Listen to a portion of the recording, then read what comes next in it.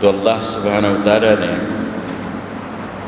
جب سیدنا آدم علیہ السلام کو سارے علوم سے آگاہ کر دیا تو فرشتوں کو اور حضرت آدم کو آمنے سامنے کھڑا کیا گیا۔ اللہ فرماتا ہے فقال انبئونی باسماء ہؤلاء ان کنتم صادقین، اے فرشتوں اب تم ان چیزوں کی خبر دو، یہ کیا ہے؟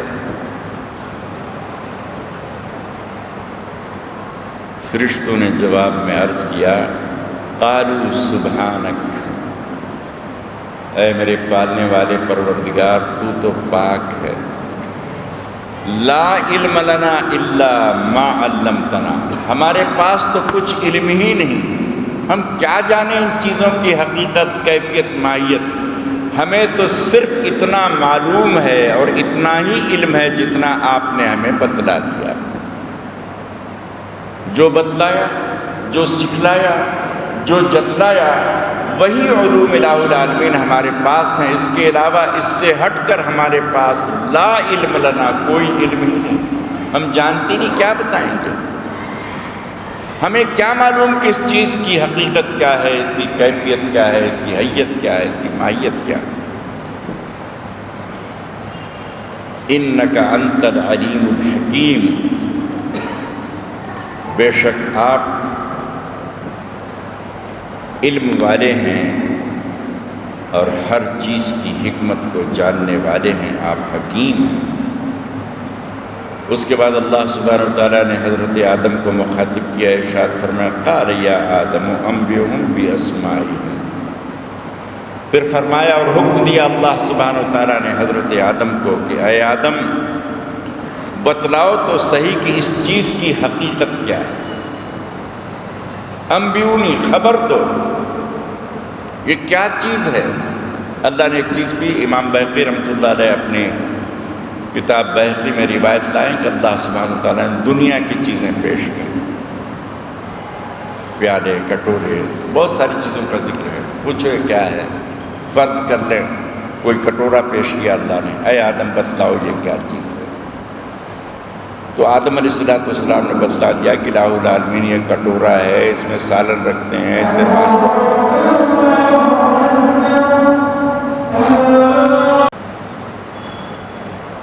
بسم اللہ الرحمن الرحیم قال یا آدم انبئہم باسمائہم فلما انبأہم باسمائہم قال الم اقل لکم انی عالم غیب السماوات والارض وعالم ما تبدون وما کنتم تکتمون۔ پھر اللہ سبحانہ و تعالیٰ نے سیدنا آدم علیہ السلام کو مخاطب کر کے ارشاد فرمایا کہ آدم بتاؤ یہ کیا چیز ہے، اس کی کیفیت کیا ہے، ماہیت کیا ہے؟ ہم نے مثال کے طور پر بتایا کٹوری ہے، تو کٹوری کیسے بنتی ہے، اس کی خاصیت کیا ہے، اس کی ماہیت کیا ہے، اس کی کیفیت کیا ہے، کس کام آتی ہے؟ آدم علیہ السلام نے ہر چیز کو ہے اللہ کے حضور عرض کر دیا، تو اللہ نے ارشاد فرمایا قال الم اقل لکم انی عالم غیب السماوات والارض وعالم ما تبدون وما کنتم تکتمون۔ اللہ نے فرمایا کہ میں ہر ڈھکی چھپی چیز کو جانتا ہوں جو زمین و آسمان میں ہے، جو اللہ نے جو پیدا کی ہے، وعالم ما تبدون وما کنتم تکتمون، اور جتنی بھی چیزیں تمہارے اندر ہیں، دلوں میں ہیں، چھپی ہوئی ہیں، اللہ تعالیٰ سب کو جانتا ہے، اس سے کوئی چیز چھپائی نہیں جا سکتی۔ اس کے بعد کی آیت کریمہ، یہ آخری آیت ہے تفسیر کی، اس کے بعد تفسیر ختم کر دیں گے۔ وَإِذْ قُلْنَا لِلْمَلَائِكَةِ اسْجُدُوا، جب یہ ساری کارروائی ہو گئی، آدم اور فرشتوں کا مقابلہ ہوا، سیدنا آدم صفی اللہ علیہ السلام کو اللہ تعالیٰ نے ڈکلیئر کر دیا کہ یہ جیت گئے اور یہی میرا خلیفہ ہونے کے لائق ہے، تو اللہ نے ارشاد فرمایا کہ وَإِذْ قُلْنَا لِلْمَلَائِكَةِ اسْجُدُوا لِآدَمَ فَسَجَدُوا إِلَّا إِبْلِيسَ أَبَى وَاسْتَكْبَرَ وَكَانَ مِنَ الْكَافِرِينَ۔ اس کے بعد ہم نے آدم فرشتوں کو حکم دیا، سارے فرشتوں کو، کہ آدم کو سجدہ کرو، سارے فرشتوں نے سجدہ کیا الا ابلیس، مگر ابلیس نے سجدہ نہیں کیا۔ ابا واستکبر وکان من الکافرین، اس کے اندر غرور، تکبر، میپن تھا، اس عمل کی وجہ سے وہ کافر ہوا، کیونکہ وہ کافروں میں تھا۔ یہ تھوڑی سی تفصیل طلب تفسیر ہے، میں ساری چیزوں کا احاطہ کرنے کی کوشش کرتا ہوں، 8 بجے تفسیر ختم کر دوں گا۔ پہلی چیز، جب اللہ کے علاوہ کسی اور کو سجدہ جائز ہی نہیں ہے تو اللہ نے یہ حکم کیوں دیا کہ اے فرشتو آدم کو سجدہ کرو؟ پہلا سوال۔ دوسرا سوال، اللہ نے سجدہ کرنے کو کس کو حکم دیا تھا؟ فرشتوں کو دیا تھا نا کہ آدم کو سجدہ کرو۔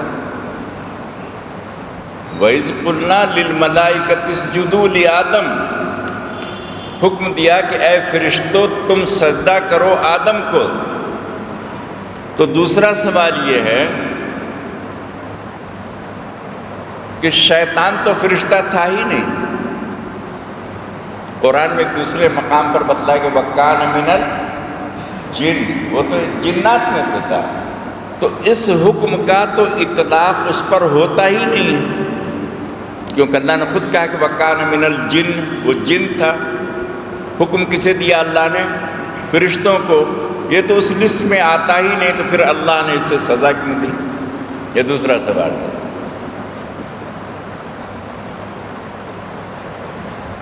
پہلے سوال کا جواب دیتے ہیں، وقت بچتا ہے تو آگے چلتے ہیں۔ اسلام میں یہ بات بالکل طے شدہ ہے، ثابت ہے قرآن سے، سنت سے، کہ اللہ کے علاوہ کسی کو سجدہ کرنا جائز نہیں۔ اگر عزت و تعظیم کے لیے سجدہ کیا تو گناہ کبیرہ ہے، معبود سمجھ کر کیا تو شرک ہے۔ معبود سمجھ کر کسی کو سجدہ کیا شرک ہے۔ عزت کے لیے کہ ہمارے مولانا صاحب ہیں، بڑے ہیں، حضرت ہیں، یہ ہیں، وہ ہیں، انہیں سجدہ کیا تو یہ شرک تو نہیں ہے، گناہ کبیرہ۔ فرق تو سمجھ لیجیے۔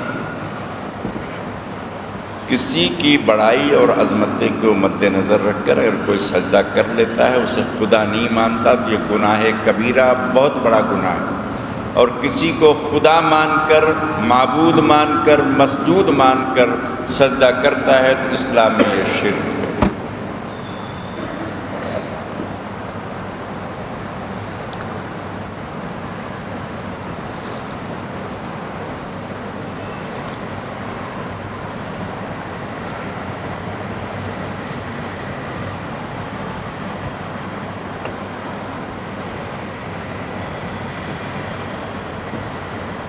آئیے اب اسے دوسرے انداز سے سمجھیے۔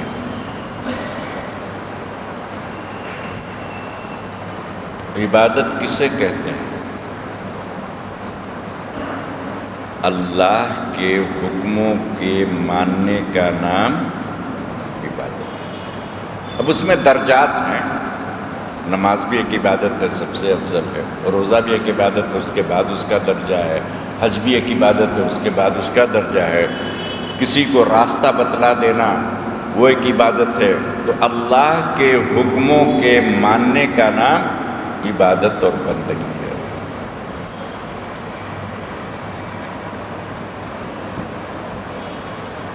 مسئلہ یہ ہے کہ اللہ کے علاوہ کسی غیر اللہ کو سجدہ نہیں کر سکتے۔ کیوں نہیں کرتے؟ اللہ نے منع کیا۔ اللہ نے منع کیا کہ غیر اللہ کو سجدہ نہ کیا جائے۔ مگر یاد رکھیے، اللہ کا حکم ہی اصل عبادت ہوتی۔ مثال سے سمجھیے،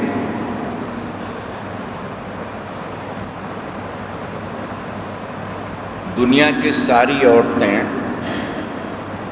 جنس کے اعتبار سے ایک جیسی، ماں، بہن، بیوی، بیٹی، محلے والی، پڑوس والی، ہندو، مسلمان، عیسائی، سب عورت. اب اللہ کا حکم دیکھیے،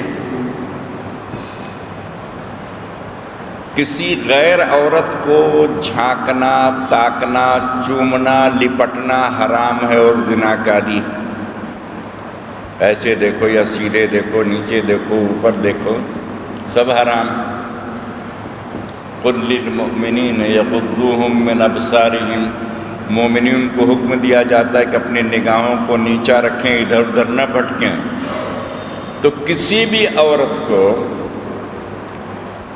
آپ ٹیڑھی نگاہ سے بھی ایسے نہیں دیکھ سکتے، گناہ ہے.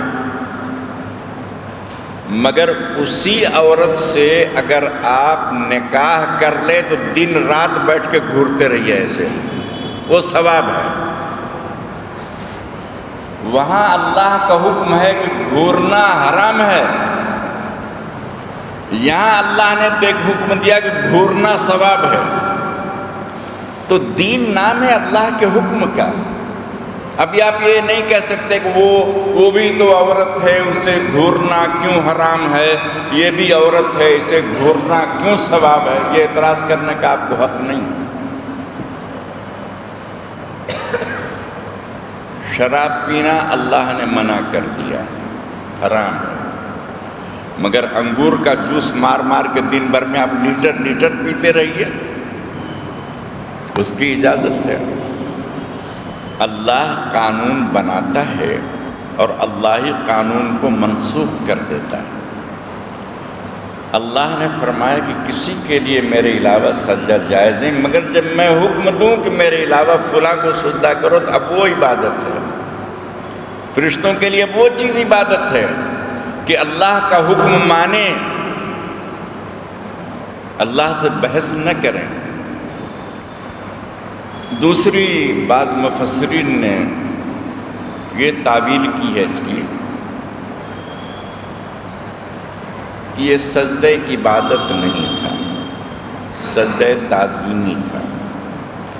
آپ یوسف علیہ السلام کا اگر واقعہ پڑھیں تو اس میں آخری مقام پر یہ بات آئے گی کہ سیدنا یوسف کے والد، والدہ اور 10 بھائیوں نے، 11 بھائیوں نے آپ کو سجدہ کیا.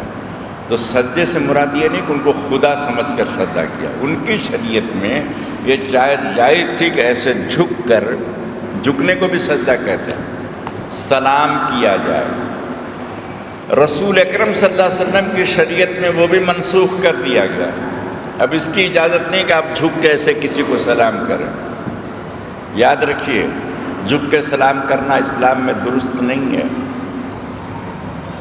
تو اللہ جو قانون بنا دے وہی قانون ہے، جس قانون کو منسوخ کر دے وہ حکم منسوخ ہے.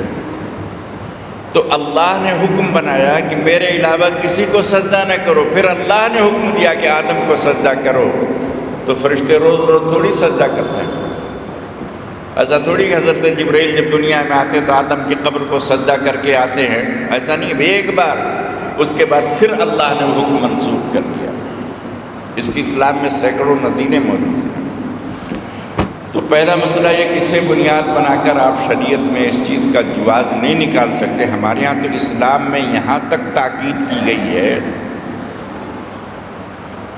کہ اگر کوئی قوم کا بڑا آتا ہے، کوئی عالم ہے، فاضل ہے، کوئی بڑا اللہ والا ہے، تو آپ اس کی کھڑے ہو کر تعظیم کریں.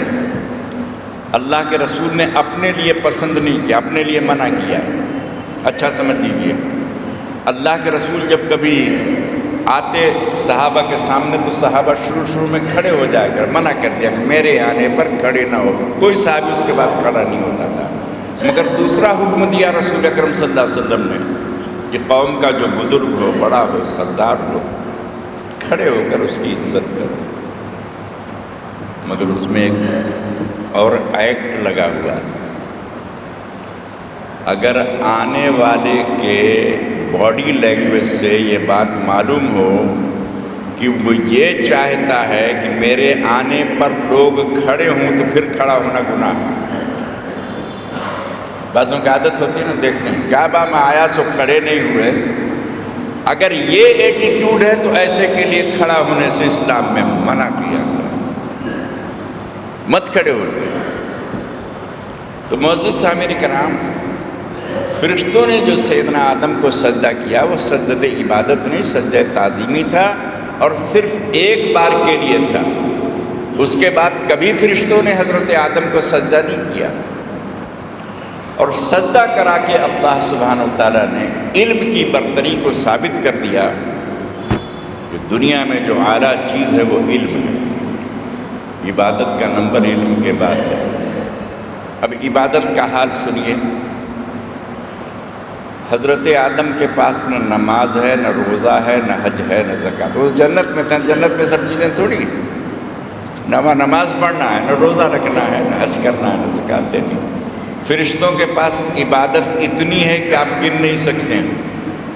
ان کے رکوع، سجود، حمد و ثنا، تسبیح و تکبیر، تہلیل، تحمید کتنی ہے، کوئی گن نہیں سکتا۔ مگر ان کے پاس جو چیز نہیں تھی وہ اسماء کا علم۔ اسماء سے مراد بعض مفسرین نے اللہ کا اسماء الحسنی بھی لکھے، وہ بھی شامل ہے اس میں۔ ان کے پاس علم نہیں تھا، تو عابد و زاہد مخلوق کو حکم دیا گیا کہ اسے سجدہ کرو جس کے پاس ابھی عبادت ہے ہی نہیں۔ عبادت تو دنیا میں آ کے فرض ہوئی ہے نا۔ ہم بھی انشاءاللہ جنت میں جائیں گے، اللہ کرے ہم سب جنت میں جائیں، پھر اسی طرح سے ملیں، آمین کو بھائی۔ تو وہاں نماز نہیں پڑھنا ہے آپ کو، روزہ بھی نہیں رکھنا، حج بھی نہیں کرنا، زکوٰۃ بھی نہیں دینی ہے، کچھ نہیں کرنا، وہاں عبادت نہیں ہے۔ تو آدم کے پاس عبادت نہیں ہے، علم ہے۔ علم کا مقام اللہ نے اسی آیت میں ظاہر کر دیا کہ کتنا اونچا مقام ہے کہ عابد کے اوپر اللہ نے عالم کو فضیلت دی۔ اگرچہ حضرت آدم کے پاس عبادت نہیں ہے مگر اللہ کا دیا ہوا علم ہے۔ فرشتوں کے پاس عبادت ہے، اللہ کا دیا ہوا علم نہیں ہے، بالکل محدود ہے۔ حکم دیا گیا کہ اس کی علمی برتری، اس کی بڑائی، اس کی بزرگی ثابت ہو گئی، اس لیے اے فرشتوں آدم کو سجدہ کرو۔